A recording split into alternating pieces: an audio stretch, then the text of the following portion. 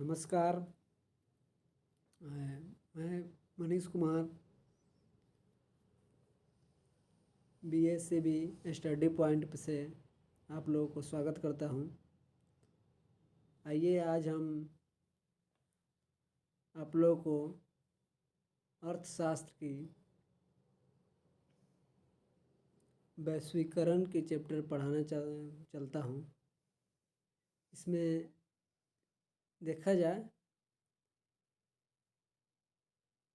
इस चैप्टर में क्या क्या मिलता है हम लोग को पढ़ने का। तो सबसे पहले हम लोग कुछ अपने चैनल के बारे में बता दूं। इस लॉकडाउन को देखते हुए हम लोगों ने एक पहल किया है जिसमें कि जितने भी मैट्रिक के छात्र छात्राएँ हैं सबको ऑनलाइन पढ़ाई करवा दिया जाए, क्योंकि ये जो कोरोना है वो कब आ जाएगी और कब चली जाएगी इसकी कोई गारंटी नहीं है। तो ऐसे भी एग्ज़ाम नज़दीक है, इसलिए हम लोगों ने सोचा है कि एक ऑनलाइन क्लास से ही शुरू कर दें। ये ले चलते हैं आप लोगों को वैश्वीकरण की दुनिया में। वैश्वीकरण मतलब पूरी दुनिया से मिलते हैं। आइए देखते हैं हम लोग वैश्वीकरण क्या है, इसको देखिए। वैश्वीकरण के बारे में हम लोग जानेंगे।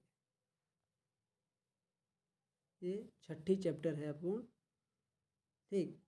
वैश्वीकरण वह प्रक्रिया है या वैश्वीकरण प्रक्रिया के माध्यम से विश्व की अर्थव्यवस्था को हम लोग जब अपनी अर्थव्यवस्था को जोड़ते हैं उसी को वैश्वीकरण कहते हैं। यानी विश्व की इकोनॉमी से अपनी इकोनॉमी को जोड़ देना ही वैश्वीकरण है। यूँ कहे तो दूसरे देशों में अपनी बाज़ार स्थापित करना या अपने देश में किसी और विदेशी कंपनियों को बुलाना वैश्वीकरण है। पहले हम लोग वैश्वीकरण से हमारे देश में वैश्वीकरण नहीं था, परंतु 1991 में ये वैश्वीकरण यहाँ लागू किया गया। वैश्वीकरण के साथ तीन चीज़ें लागू की गई: वैश्वीकरण, निजीकरण और उदारीकरण। आगे हम लोग इसके बारे में पढ़ेंगे, ठीक। वैश्वीकरण की साथ में मुझे 2 चीज़ और पढ़ने को मिलता है, जैसे निजीकरण, उदारीकरण। आगे देखेंगे, ठीक। भारतीय संदर्भ में वैश्वीकरण आर्थिक सुधारों तथा सरकार की नवीन आर्थिक नीतियों का एक अंग है। यानी जैसे जैसे हम लोग को एक कहावत है कि विश्व से जब तक हम लोग नहीं जुड़ पाएंगे तब तक हम अपनी अर्थव्यवस्था को किससे करेंगे। तो हम लोगों ने वैश्वीकरण शुरू किया और मुक्त व्यापार।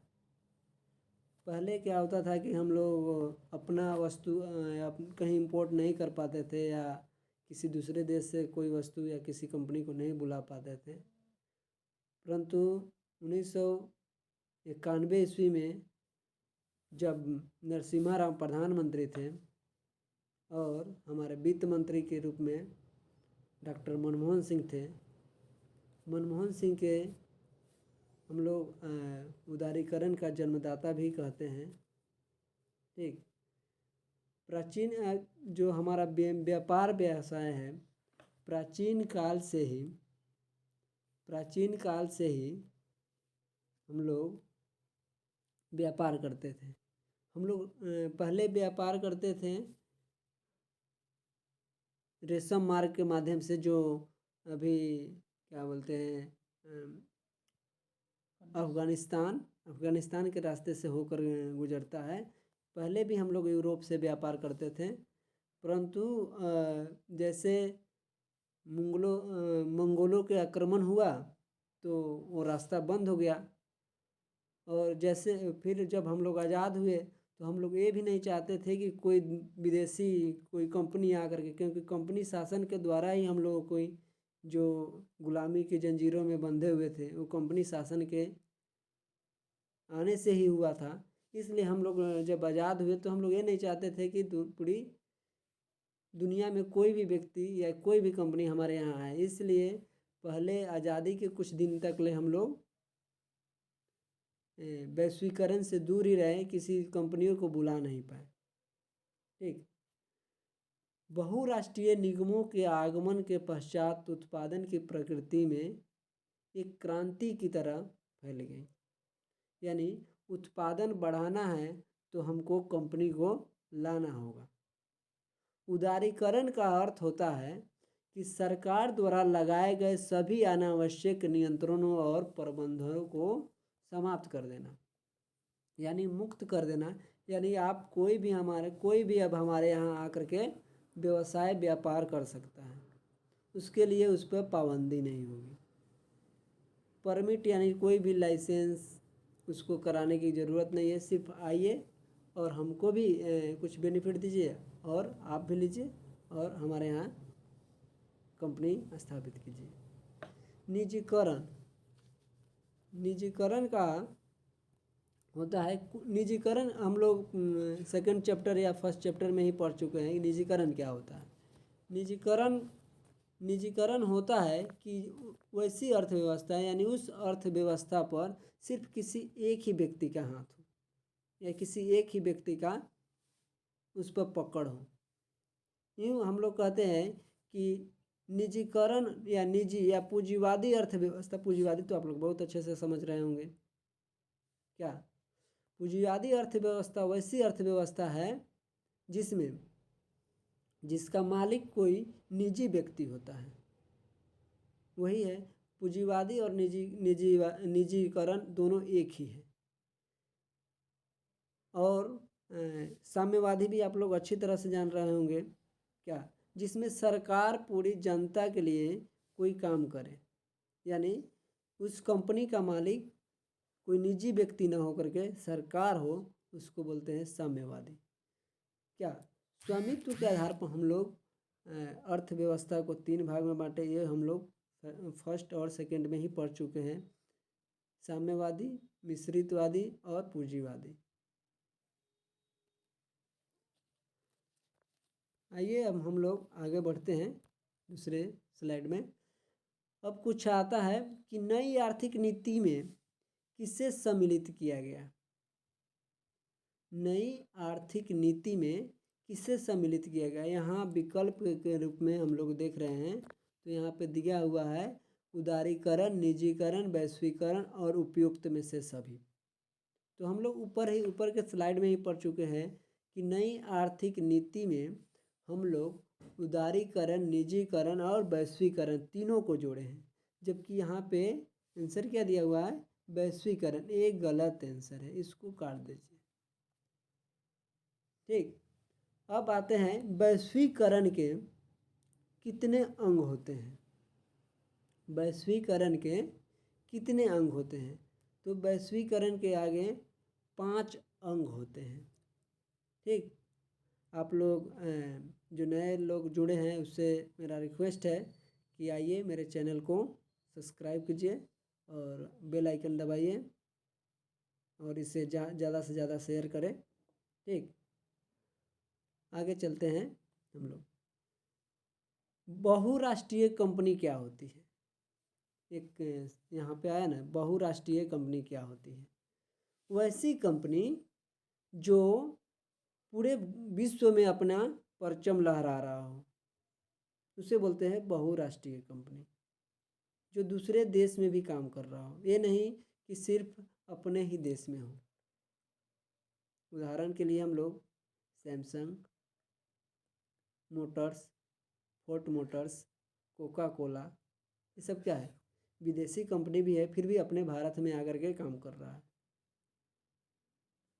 तो वैसी कंपनियां जो विदेश में भी, यानी कहीं एक जगह अपना हेडक्वार्टर बनाता है और वहीं से पूरे दुनिया में अपना कार्यक्रम शुरू करता है, अपना प्रोडक्ट सेल करता है, उसी को कहते हैं बहुराष्ट्रीय कंपनी।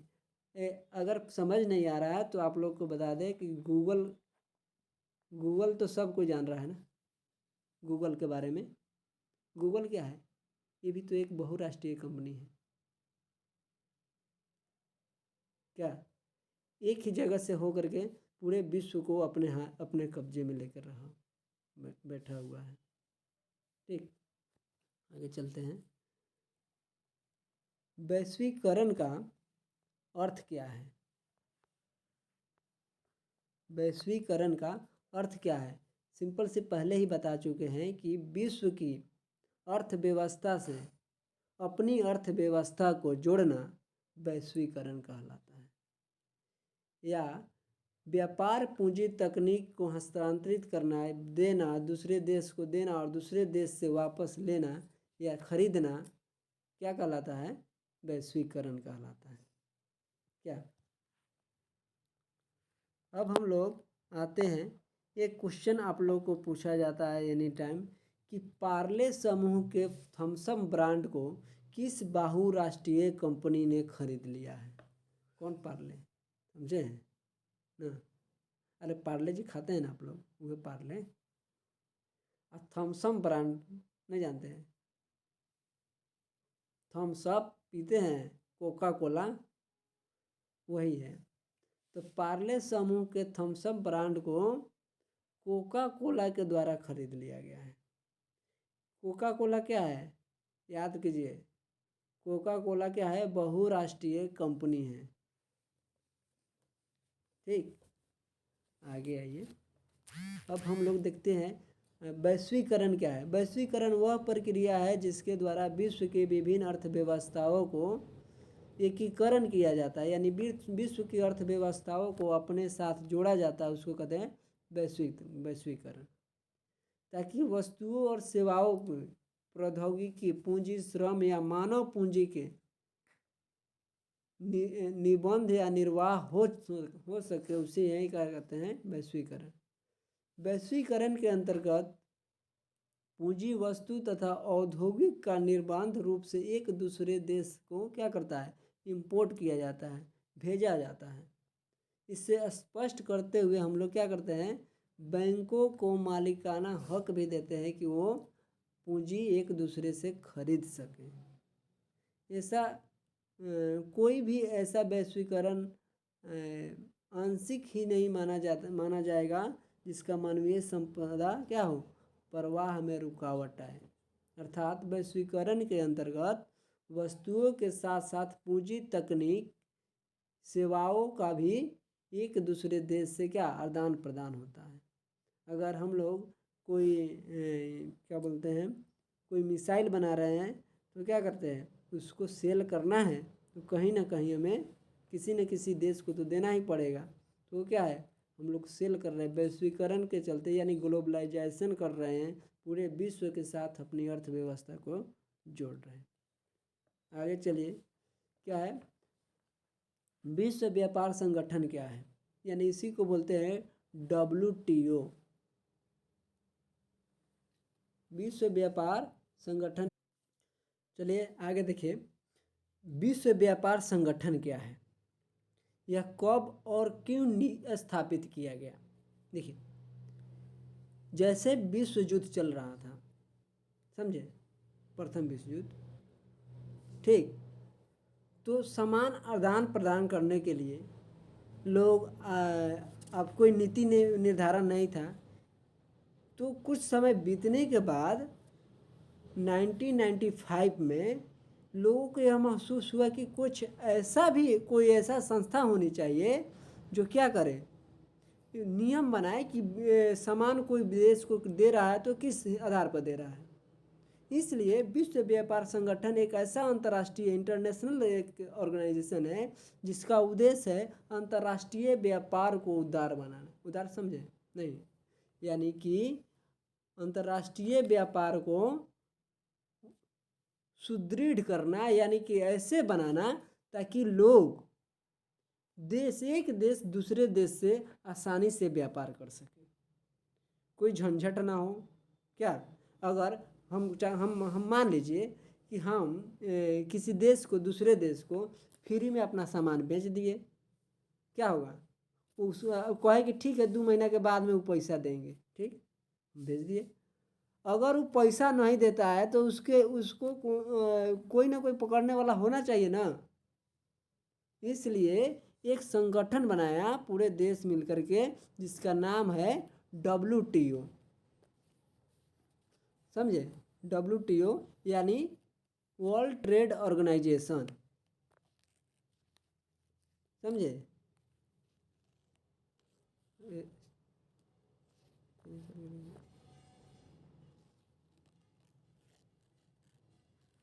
ठीक है, वर्ल्ड ट्रेड ऑर्गेनाइजेशन, ठीक।